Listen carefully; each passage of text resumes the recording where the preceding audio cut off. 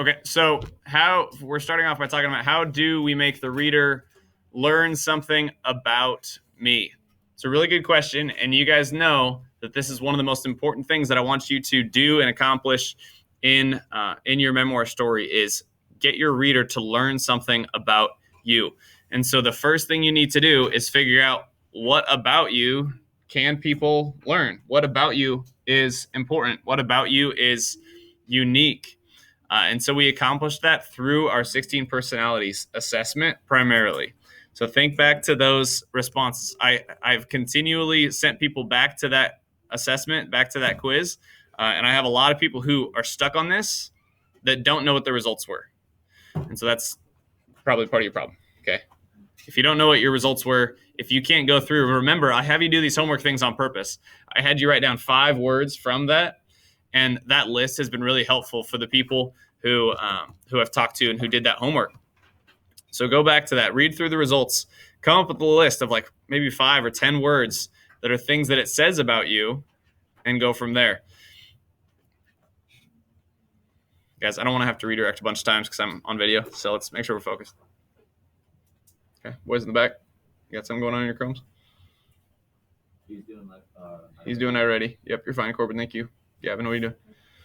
Here, you're on video. Just close your Chrome.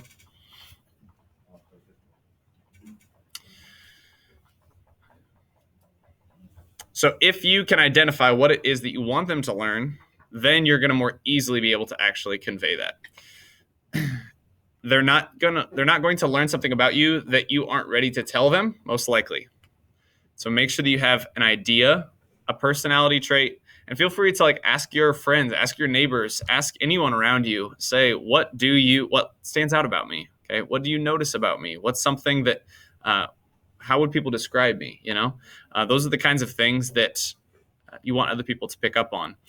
Also, this should be something that's kind of developed over time. And so think about some of those big character traits, things like I've mentioned, trustworthiness, or like compassion, or like hard work and discipline. What are some of those things that you've developed over time? Another one that I've been thinking about, another kind of story idea, is related to your parents or whoever is at home for you. A lot of people, who they are today is kind of based off of who has influenced them, right? And so if your parents, maybe they're people who have put a lot of pressure on you. Has that been positive, or how has that been positive? How has that been negative? Do your parents not put very much pressure on you? Are they like very kind of relaxed in how they have raised you? How has that been positive? How has that been negative? So think about those kinds of things.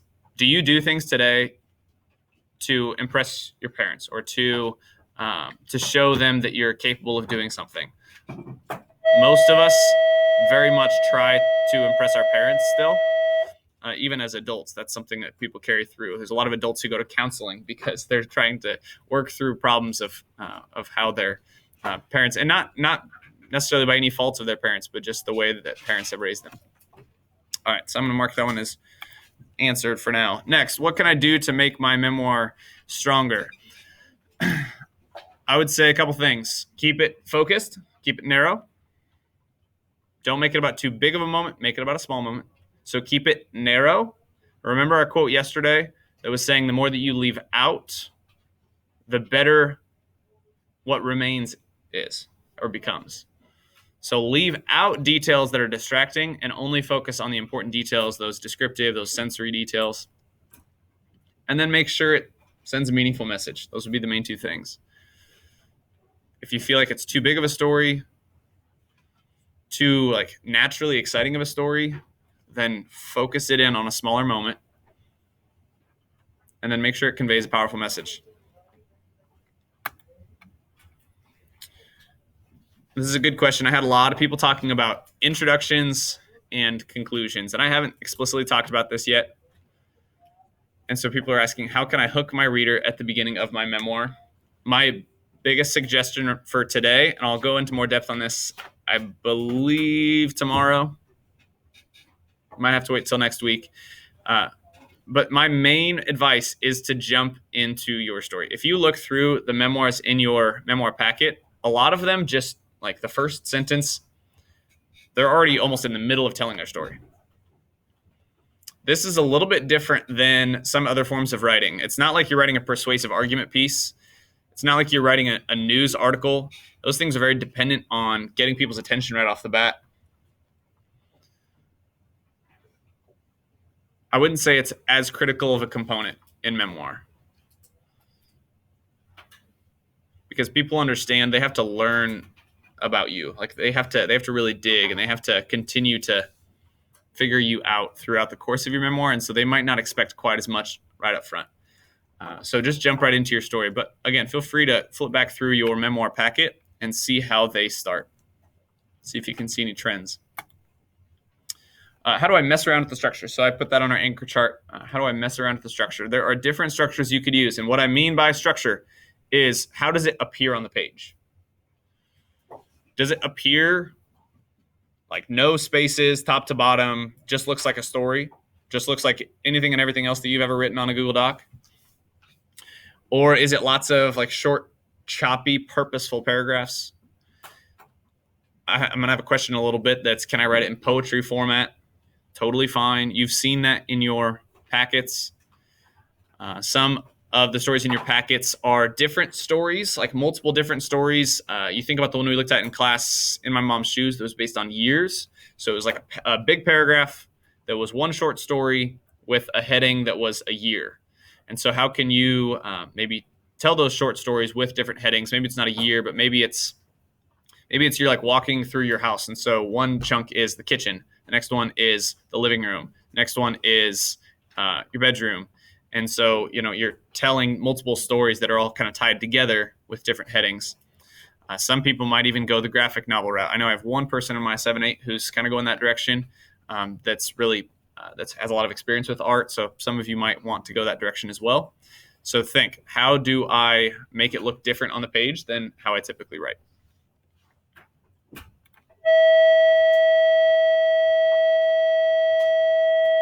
I'm going to include that. Say I already answered that one. How long does it have to be? It's a good question. I know a lot of people are kind of preoccupied with length when it comes to writing. So I'm not looking for something very long, honestly. This is quality over quantity. Quality over quantity.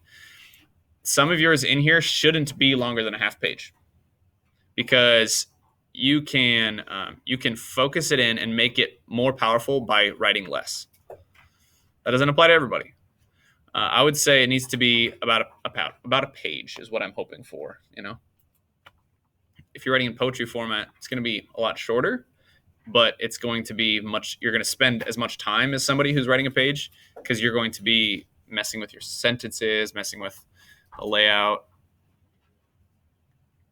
So everybody should be spending the same amount of time on it, and what you produce is going to look a little bit different. So about a page. If you've been doing the homework and doing it in class, then whatever you produce in that time is probably, if you're working hard, then I'm okay with it. Memoirs are different. How do I finish? Another thing that we haven't explicitly talked about. But how do you wrap things up when it comes to your memoir?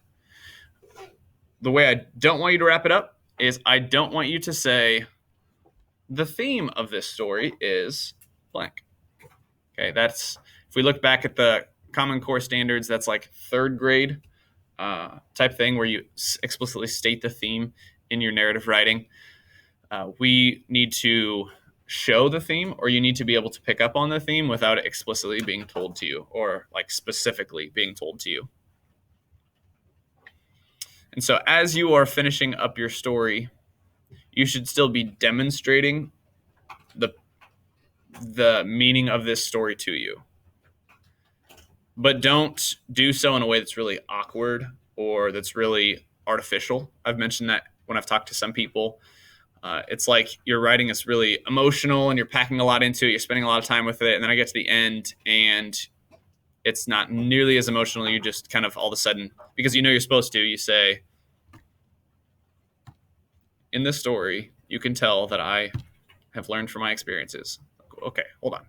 Like, tell us a really, really good story and end a really, really good story in the same way that you typically would if you were telling it to somebody around you. And hopefully by including those descriptive details, by making sure that you're focusing on something that this says about you, we're naturally just going to pick up on it. I'm going to go into more depth on this one as we go. So if you're not positive yet on how to finish, we'll go into more depth on this tomorrow. All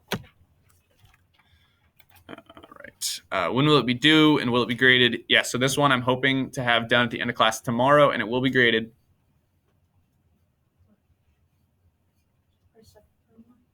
Yep, your second one.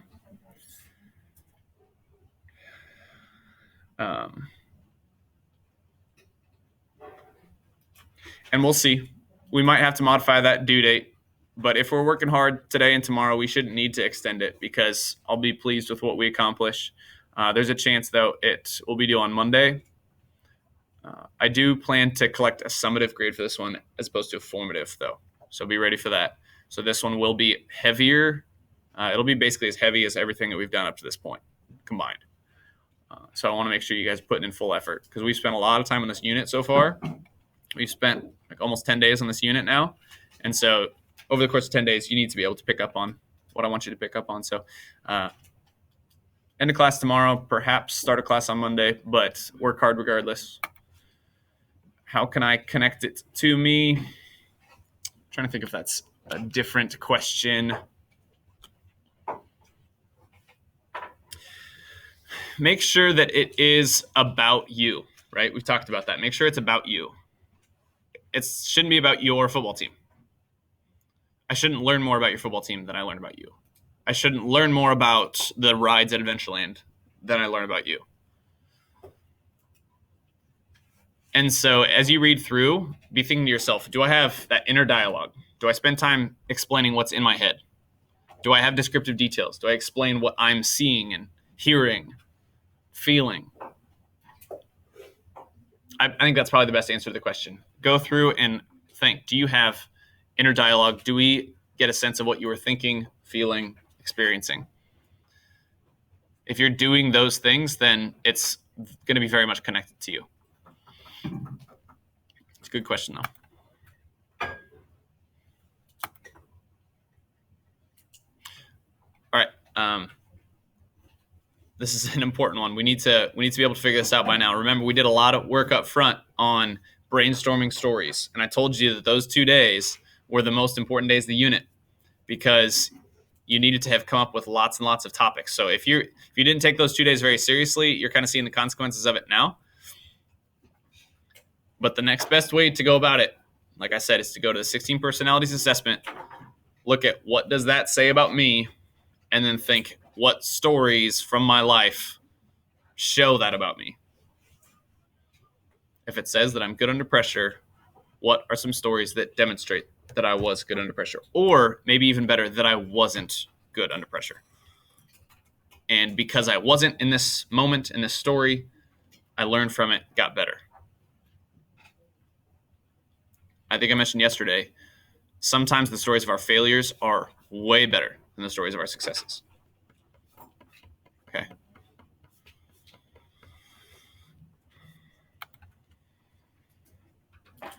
What is an easy way to turn a small story into a big story? I want you to think about it like you're editing a movie. You have it pulled up and you have like your crop functions, or you're editing like a video on your phone or something, and you have the crop functions or the trim functions. And so think about this scene that you're wanting to tell a story of being the full length portion, and all you're going to do is you're going to go in and trim off like 5 minutes of it. And what 5 minutes of it were the 5 minutes that you experienced the most, like emotions, you had like the deepest connection to another person, or you learned the most. And usually it's not the place that we think it is. Maybe that 5 minutes is actually after the entire scene, like when you were reflecting back on it. Or maybe it was like 5 years later and it all of a sudden clicked what that moment meant to you. Okay. Maybe it was like a small thing that happened with your grandparent, and then they died a few years later, and it's at that, at that funeral that you realize what that moment 5 years earlier meant to you. See what I mean? So maybe your 5 minute clip, your 5 minute trim of the full video is very, very different than what you initially thought it was. It probably isn't the moment the team scored the game-winning point. It's probably before the game when you were talking about how nervous you were with your parents and they reassured you that it was going to be fine. It was probably after the game when your coach said that they were really proud of you. Things like that. Okay, that's what we're probably going to focus in on. So that's the best way to turn a big moment into a small story. I'm realizing now that's not quite what the question was. What's the easy way to turn a small story into a big story? But essentially the same thing. Okay, taking a really, really tiny moment and expanding it so that we hear those sensory details and we hear what was happening in your head through that inner dialogue. Just a few more here. How do I make my reader want to read my memoir? Tell a good story. I don't exactly know the question, understand the question. How do I make my reader want to read my memoir? You can't control that completely. All you can control is how do I show them something important about me? I've enjoyed reading the stories across the board that show me something about you. Because we love learning about other people because it helps us to understand ourselves. Can we write in poem style? Yes. Last one. What can I do to make the reader feel what I feel and understand my story? That's tough. Okay, and I understand that that's tough. It involves experience as a writer. It involves revision. And so today, I'm going to wrap up here in a minute. I'm going to give you a lot of time to write because I want you to draft most of your story today. Because I've said already in this unit, if you don't have anything on the page, you can't revise what's on the page. And revision is where we really get to see those details. That's when you get to show it to somebody else and say, what do you notice in this writing? Do you pick up on what you think I was experiencing? Do I do a good enough job of explaining that? Those conversations are going to be really helpful, but you can't have those conversations until something's on the page. So my suggestion and my answer to this question is get something down today. Work really, really hard to draft something today so that tomorrow we can do lots of revision. Any other questions? Yes. Could, like, with our homework yesterday when we wrote, like, half a page, Mhm. I did it, like, on my story. Would it be too late to, like, redo my structure and stuff with the different Nope. stories? Nope. Okay. Nope, not too late. Not too late. Feel free to still make big changes today. You're going to have about a half hour to write today, which is a lot of time. You'll be able to accomplish a lot in that half hour.